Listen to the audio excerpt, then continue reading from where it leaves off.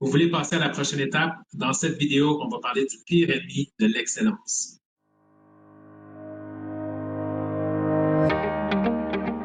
Bonjour tout le monde, Jean-Pierre de Midi Alpha, j'espère que vous allez bien. Dans cette vidéo, on va parler du pire ennemi de l'excellence. Comment on peut faire pour passer à la prochaine étape? Ou une des choses qui est importante, c'est l'esprit, la mentalité, le mindset, comme on dit en anglais, pour aller à la prochaine étape. Donc, en fait, c'est assez simple, mais c'est quand même un peu sournois. Je ne sais pas comment dire ça différemment.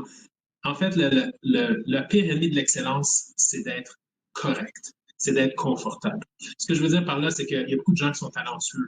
Si on prend l'exemple des jeunes qui vont à l'école, qui font du sport, qui sont super talentueux, ils vont se fier beaucoup sur leur talent au lieu de pratiquer les trucs de base à répétition, à répétition, à répétition, à répétition. Et ce qui arrive, c'est que plus tard, on peut le voir vraiment facilement. Même les gens qui étaient un petit peu moins talentueux, qui avaient un peu plus de misère à faire certains trucs, mais qui se sont pratiqués, qui ont travaillé fort pour se pratiquer, ben, ils ont réussi au final à pouvoir dépasser les gens qui étaient talentueux. Puis je vous dis ça, là, pas parce que je vous dis ça aussi d'expérience. Quand j'étais plus jeune, j'étais vraiment fort sur certains trucs par, en guillemets, talent. C'était assez facile pour moi d'apprendre, c'était assez facile pour moi pour certains trucs.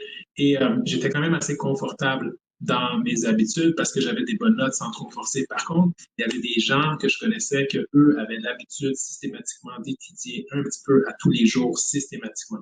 La différence entre les deux, c'est que le talent, ben c'est bien, ça nous permet d'avoir un avantage. Par contre, si on ne développe pas les routines ou les engrenages dans notre système pour nous permettre de pouvoir être performants jour comme nuit, et parce qu'on a travaillé là-dessus constamment, ben c'est ça qui fait en sorte que ça fait la différence quand ça devient compliqué. Donc oui, notre talent peut avoir un avantage. Donc le but, c'est que si on sait qu'on est vraiment bon dans quelque chose, on domine un marché. Donc là, on est comme, on est dans un marché, on est en affaires, on est vraiment important, on prend de la place. Là, on commence à s'asseoir un petit peu. Ou sinon, OK, on fait du sport, ça va bien, on commence à perdre un peu de poids, on s'assoit un petit peu. L'idée, c'est que quand on commence à devenir bon dans quelque chose, c'est facile de pouvoir commencer à couper des coins ronds et à être confortable. La clé, c'est de faire attention à ça.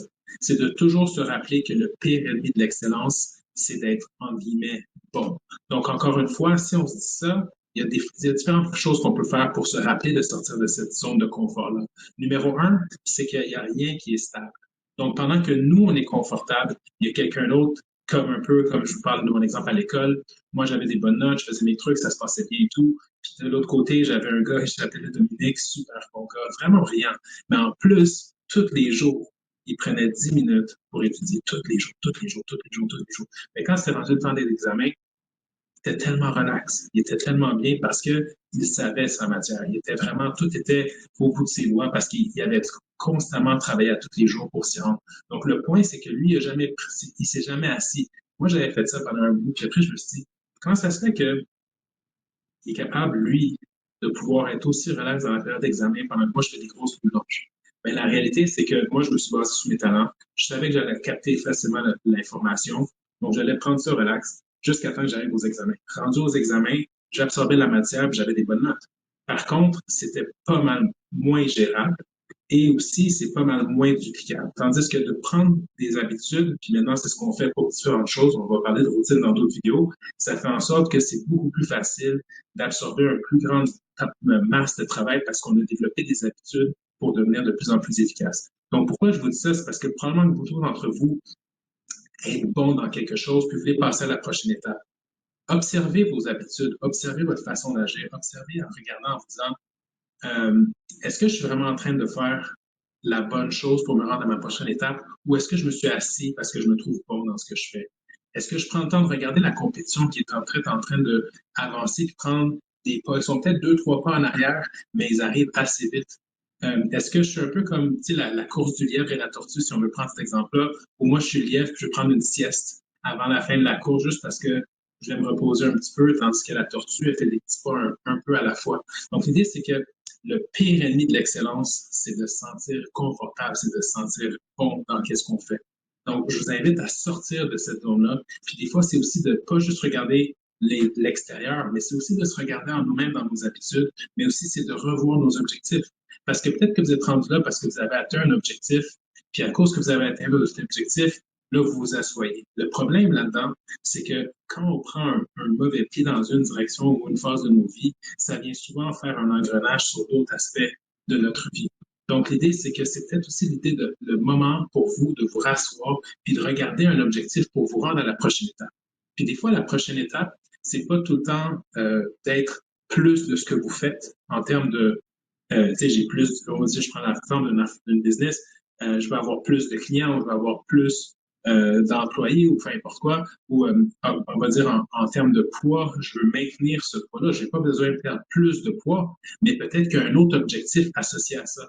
J'ai peut-être atteint mon poids santé, par contre, peut-être qu'il faut aller chercher un peu plus de muscle dans cette direction-là, ou peut-être un peu plus de flexibilité, ou chercher un objectif qui est proche ou similaire ou qui va juste vous amener à une autre étape. Et des fois, si on ne sait pas l'information par nous-mêmes, c'est encore une fois une bonne situation pour aller voir un coach. Exemple, j'ai fait une vidéo, un podcast avec Cal.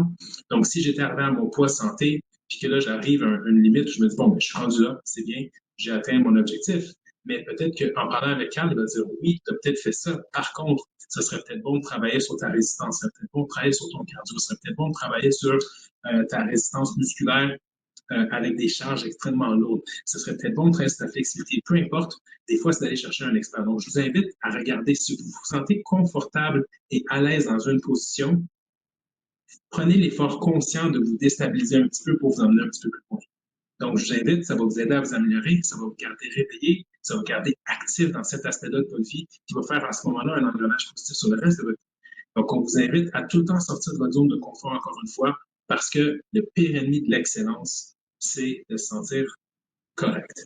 Donc, j'espère que cette information vous a aidé à vous dire, hey, je vais aller découvrir quelque chose de plus dans ma vie, je vais aller à la prochaine étape, parce que effectivement, ça fait quelques moments que je me sens confortable dans ce que je veux. J'avais un objectif pour mon sucre, je l'ai atteint. Maintenant, bon, OK, je peux me permettre un peu de manger un peu à gauche et à droite.